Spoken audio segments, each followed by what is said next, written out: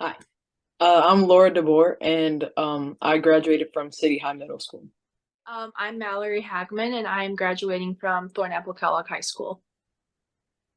And Mallory, where have you chosen a college or a university or taking a gap year or what are you going to do after graduation? Mhm.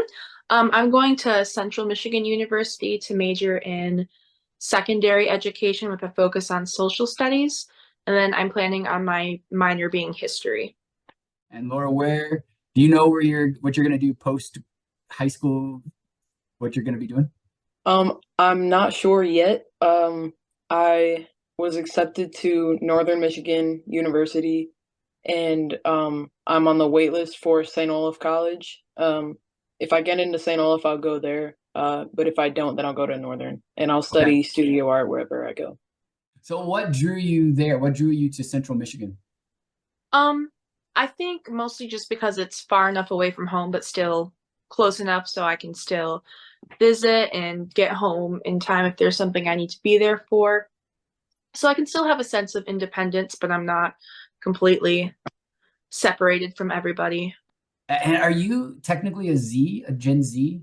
Hmm. Independence isn't something that actually is as important to your generation, it seems, as it was to say, like my generation, which was like Gen X, which like we could not wait to get out of our parents' houses. But Gen Z seems to be staying home longer and longer and are more connected to um, feel a sense of safety, I guess, or security with with having their parents close and everything. So you might actually be more of a unicorn than what you think, Mallory. Like, like saying like, oh, I'm kind of looking forward to this independence.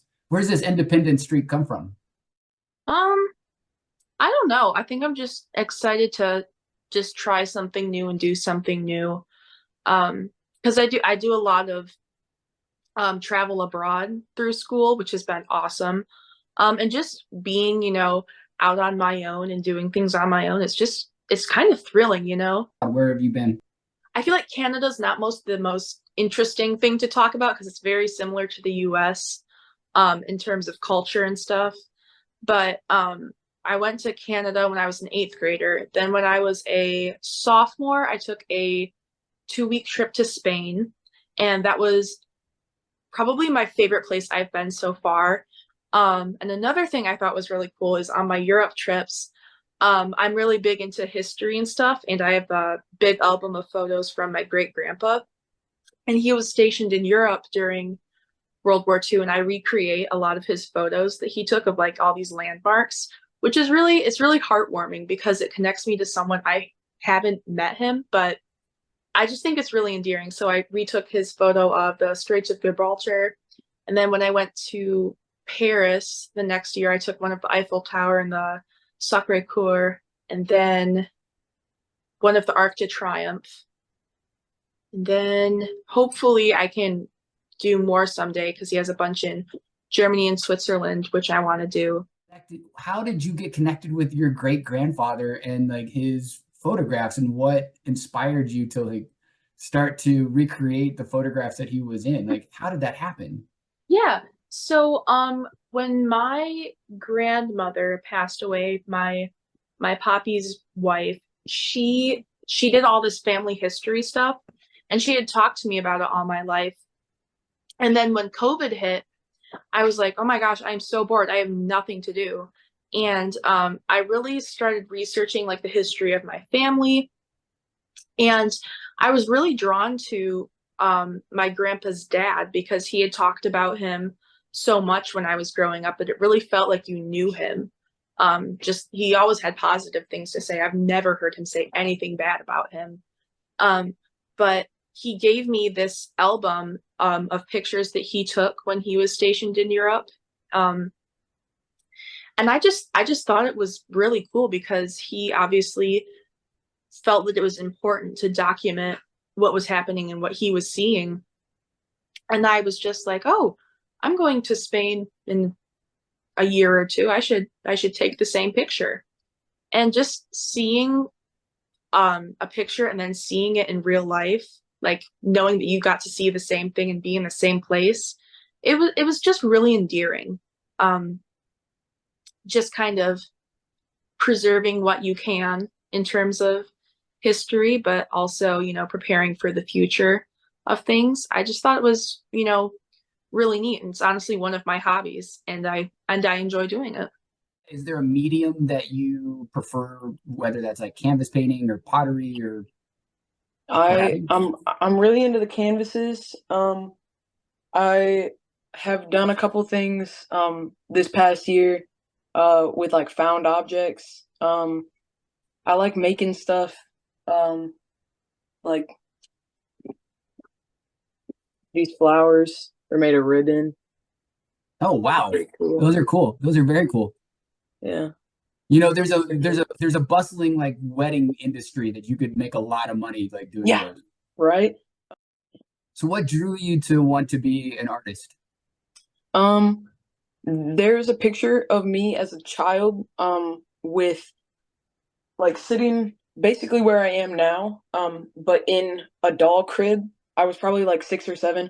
I was in a doll crib, and there was um like a coloring book in my lap, and like a pile of colored pencils to the side, and like a cursive handwriting book, and a thumbprint like hand painting book, and or like finger painting, and then like on the floor is just this array of like materials, like tools and like arts and crafts stuff basically. And like that kind of encompasses everything that I feel about the stuff that I make. Like it's just so much fun. Like it's an explosion of like creative energy. I don't really like the word creative. Like I don't like how it sounds, but it is the perfect word to describe like what I like to do. I just like doing creative stuff. Like just using my head, making fun stuff that looks nice. So I mean, you've had like a crazy high school experience. Yeah. I mean, unlike any other like this graduating class, or these graduating classes that have like had like COVID as like part of it is just like so unique. What were what did you learn about yourself during this really difficult time? Ooh, I learned I learned a lot about my like a ridiculous amount about myself. I don't know who I was before COVID. Like I I know that, but also like I was a child before COVID. Like I I consider myself almost an adult now. Like I am. I'm 17. I'm almost 18. Um like I might not be adulting, but I'll be grown. And but like I was very like I was still young before COVID, and I still am young, obviously. But Yeah, I mean, like I hope you can like feel my eye roll when you're going yeah, away. but like but like it's crazy. Like it's been 3.5, 4 years, 4 years of this. Like 4 years change. Like anybody's gonna change, but like I definitely changed more than I thought I would. Like in that amount of time. And looking back, like I've looked back at pictures, and so like I know what I looked like before then, but like just who I am now is so mm, like I'm not gonna say much better, but like so much more fitting than who I was then. Like COVID, I think I spent so much time with myself that I was kind of forced to like learn myself. Um, and like it wasn't always easy, of course. Like I didn't do very good like my first couple of years of high school, partially due to COVID, but um, like I feel like after I really got to know myself through spending that time with myself, like just no one could know me better than me. And that's kind of like a mindset that got me to the next step of like learning what to do to like get myself further ahead in school, and like what I could do to like make better relationships with people, and like I feel like I just grew up like during COVID. And I'm thinking about you as going into teach social studies and to teach history. Like in many ways, Mallory, you're living in a very interesting time in history. Do you have a sense of that? Do you have Do you feel that this is a, a unique time in history? Oh, I was an eighth grader when the whole COVID thing happened. And my grandpa told me, he said, like one day this is gonna be in the history books. This is gonna be important. We're like, it's not gonna be that big. And then it really was. And to know that, a lot of people have their own firsthand accounts on big, events that happened in history. Like most people that were born prior to 2001 usually talk about 9/11 and their account on where they were during 9/11. But um, I think now that my generation is going through these things with, COVID and these financial things that are going on and the conflict between Hamas and Israel, we have a lot to talk about and a lot to document and teach in terms of things that are currently unfolding. Your generation gets a lot of slack.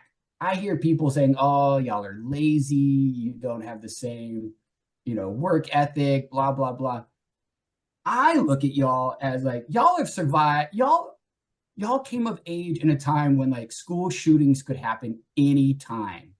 Mhm. Like I went to a pretty rough high school. There were stabbings in the hallway like every year. Like every year someone got stabbed. I mean, don't get me wrong. I went to a really tough high school. But I never questioned that someone was going to come on campus and enter a classroom and like take out the entire classroom. Mhm. Like never feared that. I knew exactly who I needed to avoid not to get stabbed. It was pretty easy actually not to get stabbed. But I did not come of age in a time where like there was like this existential fear that like, oh, is today the day that like someone comes in and like just y'all went through COVID. I mean, you're entering a time, an economic time that's so, so difficult. And that's not even talking about like climate change and everything. I actually think your generation is incredibly courageous and brave and have come through a lot. Mhm. Do y'all talk about that? Do y'all have a sense of that? Do you have a Oh, sense of that?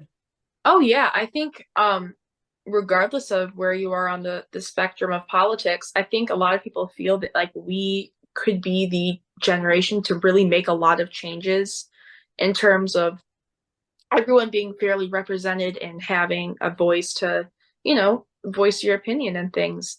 And I do think gun control is a big thing in everyone's mind in my generation, because of course you have people that, love to hunt and fish. Yeah, that's great. But we also need to protect our kids. And that's one of the things that's actually really holding me back from going into being a teacher, because I'm afraid of, you know, sometimes unfortunately those things happen and then they shouldn't. We had a threat at our school 2 years ago.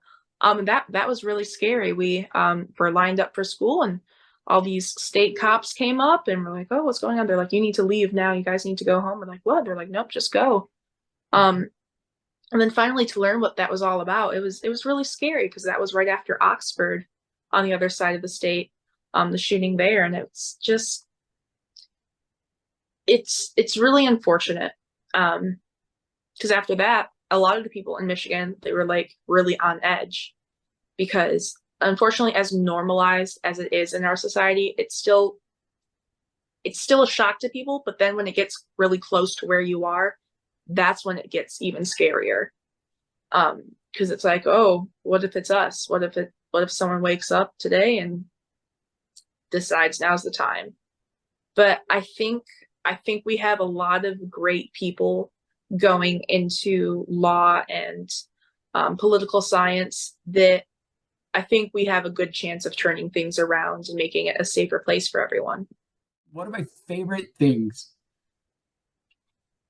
to like defend your generation is when someone says something about like, oh, when they text, they can't even use like full words or punctuation or anything like that.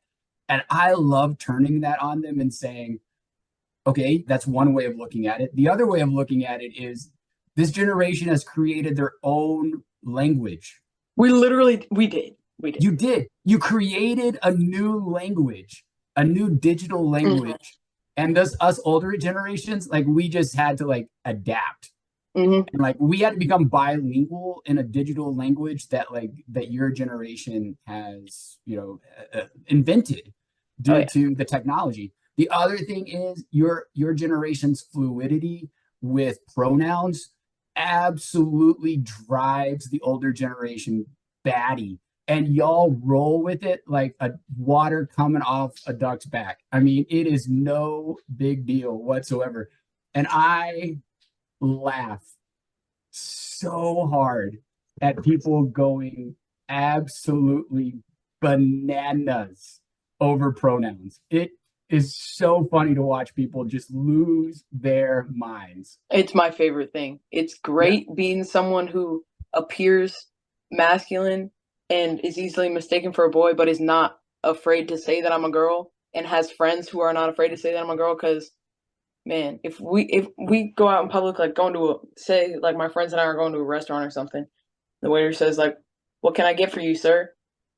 And nobody's gonna let it slide, and I'm gonna be like, "Oh, she's a girl." And I just think pronouns are one of the easiest things to learn. Like you learned the English language and you use pronouns every like the most basic example of using they them pronouns. Someone lost their dog. We should find this dog's owner. They're probably worried sick. We need to find out where they live. You don't know if it's a man or a woman. Obviously, you're going to use they. You've done it before. You can do it again intentionally. Like, I just don't like it's such a fuss for what? Like, why are you trying to argue with teenagers about grammar? Like, I just, like, dude, That being said, I do want to say that that oldest generation that we're talking about, they I gotta say, when I look at the world that they were born into versus the world that they live in now, the fact that they haven't like their heads haven't exploded, I think they deserve all the credit in the world. They oh, went, yeah. some of them went from like no indoor plumbing to, a satellite network that connects people in real time around the Hmm. world, and it's pretty amazing. Um, Oh, yeah. And the changes I that have think that happened. I'm impressed with the oldest generation because I was just hanging out with my grandparents. They just came to say congratulations because I graduated. And I was just hanging out with them, and they're definitely gonna watch this, and they're gonna think this is funny. But my grandparents, like, they're so smart about their technology. My grandparents are so cute. They'll ask my dad for help with their computers and with their TVs, and then they'll learn how to do it themselves. And then I love it when they tell me that they like figured out how to do something. It's like my favorite thing, and they love like we've never really talked about the fact that I'm gay, but like we don't have to because they get it. Like they get it. Um, but my grandparents are they're real smart. Yeah. Yeah, So that's I think awesome. some of the oldest generation got lucky because Gen Z isn't afraid to explain things. Like we're totally open to teaching the older generations about like what we're up to. You just gotta ask. Like Yeah, I feel like y'all are incredibly tolerant, and that I find that inspiring myself. But I mean, I'm telling you, some of the biggest advocates I've ever met for gay rights or marriage equality or what has been that older generation. Like mhm. they will fight for their grandbabies. They will and like It's the give. grandbabies. Their grandbabies come out and they can't help themselves. They gotta do it. That's right. They I've gotta seen. defend. That's right. I've seen the most, traditional grandmother who was raised in a very traditional religious system, and then their grandbaby comes out, and like they're taking over PFLAG, Yo, and and they're walking in pride parades, and like they're the best. They're the absolute best. So you grew up at Park Church? Mhm. Yeah, born, raised, baptized, the whole bit? Yep. Yep. Okay. What has Park Church meant to you in your growth and your development, your what does this place mean to you? I mean, it honestly really does mean a lot. It honestly runs in the family. My grandparents went there. Well, my great grandma went there. My grandparents went there. My parents were married there. My grandparents were married there. And of course, I was baptized there, and so was my sister. And so it really is kind of like a family. I have a lot of people there that I'm super close to. Um, Not even people that are my age, people that are a lot older than me. And it's really great to see everyone, coming together for their love of one thing. And I think it's a great place to put your differences aside and just love each other. And I think we're very fortunate enough to have a very accepting and progressive church, and that people have, the chance to be themselves and be able to practice their religion without, the fear of being made fun of and stuff for Yeah. being, and I think that's great because not everyone has that opportunity. What has it meant for you to like grow up in like Park Church? Oh, it's meant the world to me. Like growing up at Park, the church that I went to before, like I don't remember it a lot. I remember I wanted to wear my costumes, and a lot of people there didn't want me to wear my costumes. And I wanted to dress like a firefighter and an astronaut, and they said no. And they said I couldn't be in boys' club, or no, it was cadets. They called the other one girls' club though. Um, but I couldn't be in cadets. I wanted to make the model rocket or the bottle rockets. Yeah. But I got to make the Pinewood Derby cars. Those were pretty cool. Um, but I think that going to Park was one of the best decisions that my family's made.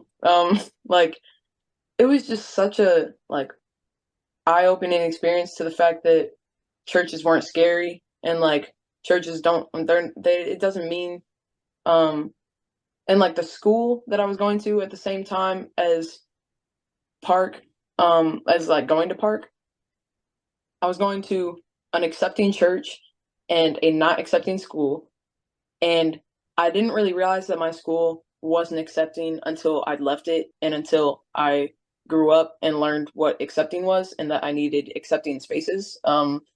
And but my elementary school like just totally clashed with Park, and I see that now, and I think that it was like I just remember being young and actually being excited to go to church sometimes and being like, oh, I can't wait to go to church and hang out with my little church friends. I honestly, I just want to thank the congregation as a whole because they've made a huge impact in my life. I sat down a few weeks ago, and I think they still do this here, the baptism boxes where, everyone writes a note in it. And it was just so special to open all of those. And even from people that I've never heard of and that I don't really know. I think that it's a wonderful community. It's full of so much love. And I think that there's just a really great thing going on at Park Church. Everyone's just so kind and loving to each other. And I really hope that it continues. It's just a really great place. Thanks, Mallory, for spending some time with me. I really appreciate it. Of course, thank you. All right, and finally, I want to say thank you to Park Church for wonderful years as a child and now coming into being an adult. I'm really grateful for the guidance and the leadership that I've had and the relationships that I've made. And I hope that I don't lose those connections, and I will be back during the summer. Thanks, Laura. Yeah, Appreciate you spending some time with me. of course, happy to. Yeah, please let me know how the St. Olaf decision comes out. I certainly will. You will hear. Yeah, It please will be do. loud.